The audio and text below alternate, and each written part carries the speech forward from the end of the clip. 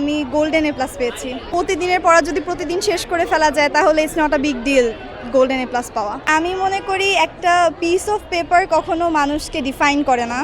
তো golden A plus যারা পেয়েছে তাদেরকে তো খুবই কংগ্রাচুলেশনস, বাট যারা পায়নি ওরা নেক্সট আরও ভালো মতো লেখাপড়া করুক। অ্যান্ড যদি থাকে না যে নেক্সটে লেখাপড়া করলেও লাইফে আরও অনেক ভালো কিছু হতে পারে। ইভেন আমি মনে করি না যে বাংলাদেশের প্রেক্ষিতে হয়তো বা এই জিনিসটা অনেক কমন যে যে ভালো রেজাল্ট করে ও লাইফে অনেক ভালো কিছু করবে, বাট আমি মনে করি যে লাইফে জাস্ট রেজাল্টই সব না। যদি মানুষের মধ্যে ডেডিকেশন থাকে, মানুষের মধ্যে যদি আসলেই কিছু থাকে, ও তো অনেক ভালো কিছু করবে লাইফে। সো এগুলো নিয়ে স্যাড হওয়ার কিছু নেই, ওরা ভালো করুক। আমার ভালো ফলাফলের পিছনে আমার মা বাবার অবদান তো অবশ্যই আছে, আমাদের অনেক টিচার্স আছে যাদের প্রতি আমি অনেক গ্রেটফুল থাকবো অনেস্টলি। তো হ্যাঁ, আম্মু আব্বু তো অনেক কষ্ট করেছে আমার জন্য, অনেক সময় আম্মু রাতে ঘুমাতো না and a lot of stuffs. তো আমি তো অনেক থ্যাঙ্কফুল ওদের প্রতি, বাট স্টিল আমার অবদান সবচেয়ে বেশি। আমাদের রেজাল্ট দিতে তো অনেক লেট হয়েছে, রেজাল্ট তো আরও আগে দেওয়ার কথা ছিল। এগুলো আমি মনে করি একটু রিকভার করা যায় যদি আরও বেশি সিরিয়াসলি নেওয়া হয় এই বিষয়টাকে। অ্যান্ড শিক্ষা ব্যবস্থার আমি মনে করি যে জিনিসটা আমাদের এই জায়গায় চেঞ্জ করা উচিত, যে স্কুলে যদি টিচাররা ভালো মতো পড়ায়, স্কুলে অনেক সময় আমরা আসতামই না এই জন্য যে আমাদের থাকে না যে তেমন ক্লাসেস হতো না ভালো মতো সিরিয়াসলি। তো যদি আমাদের টিচার্সরা ভালো মতো পড়ায় অ্যান্ড আমরা স্কুলে যদি প্রেজেন্ট থাকি অ্যান্ড আমরা বাসায় যদি হোমওয়ার্ক করি, আমরা যদি বাসার পর প্রতিদিন পড়ি, তাহলে একটানা অনেক বেশি চাপ হয়ে যায় না। আমার ক্ষেত্রে যে জিনিসটা হয়েছে যে আমি পুরা বছর আসলে অত সিরিয়াসলি লেখাপড়া করতাম না কখনোই। তো আমি জাস্ট একদম লাস্টের দিকে অনেক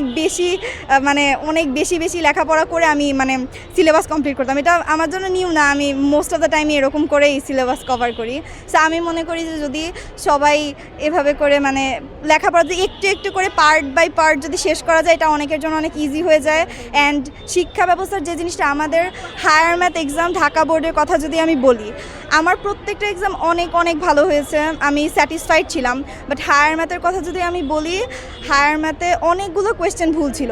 ইটস নট লাইক যে তোমার তুমি প্রশ্ন ভুল লিখে দিবা, তোমাকে তো নাম্বার দিয়ে দিবে, সবাই আমাকে এটা বলতো। কিন্তু এক্সাম হলে যে যখন আমরা দেখি যে এতগুলো প্রশ্ন ভুল, ফার্স্টে আমি একটা কোয়েশ্চেনের অ্যান্সার করলাম, তারপর ওটা মিলল না। একটা তো ফার্স্ট অফ অল আমাদের প্রথম বোর্ড এক্সাম, আমরা অনেক বেশি নার্ভাস হয়ে গিয়েছিলাম। তারপরে যখন এরকম সবগুলো কোয়েশ্চেন ভুল, আমরা প্রুফ করতে পারতেছি না যেটা রাইট, তখন আসলে অনেক নার্ভাস হয়ে যাই এক্সাম হলে। তখন পুরো এক্সামে যেগুলো আমরা পারি সেগুলোও ঠিকঠাকভাবে দেওয়ার মতো সিচুয়েশন আসলে থাকে না। কাজেই আমি মনে করি যদি কোয়েশ্চেনটা একটা বোর্ড এক্সামের মতো যদি কোয়েশ্চেনটা বানানোর পরে চেক না করা হয় যেটা ঠিক আছে কি না, এটা তো অনেক শিক্ষা ব্যবস্থার ত্রুটি আমি ধরবো। কিন্তু প্রশ্নগুলো যদি ঠিকঠাকভাবে ভুল না হয়, হার্ড কোয়েশ্চেন হতে পারে, ইজি কোয়েশ্চেন হতে পারে, I don't think that's a big deal, but যদি প্রশ্ন ভুল না হয় তাহলেই প্রবলেম নেই। আমার ক্ষেত্রে যে জিনিসটা যে কোচিংস অনেকে করে, আমার জন্য আই ডোন্ট থিঙ্ক এগুলো অনেক বেশি ওয়ার্ক করছে। বাসায় সেলফ স্টাডি এটা হচ্ছে ভালো ফলাফলের সবচেয়ে মেইন জিনিস আমি যেটা বলবো। বাংলা ইংলিশ এগুলো, যেটা বাংলায় স্টোরি অনেক ভালো মতো পড়তে হবে, ফিজিক্সে টেস্ট পেপার অনেক ইম্পর্ট্যান্ট, টেস্ট পেপার সলভ করতে হবে, অ্যান্ড ম্যাথস করতে হবে, অ্যান্ড থিওরি বুঝে করতে হবে। আমি যে কোনো কিছু আমার সিলেবাসের বাইরেও আমি অনেক কিছু শিখে এক্সাম হলে গিয়েছি, যেটা আমার আমি ছোটোবেলা থেকে এরকম যে কোনো কিছু যদি দেখে আমার যদি মনে হয় যে আল্লাহ এটা যদি এসে পড়ে আমি যদি না পারি, ইভেন তো ওটা আমার সিলেবাসে নাই, তো অনেক বেশি জানতে হবে, থিওরি জেনে প্র্যাকটিস করতে হবে, তাহলে ভালো ফলাফল করা সম্ভব।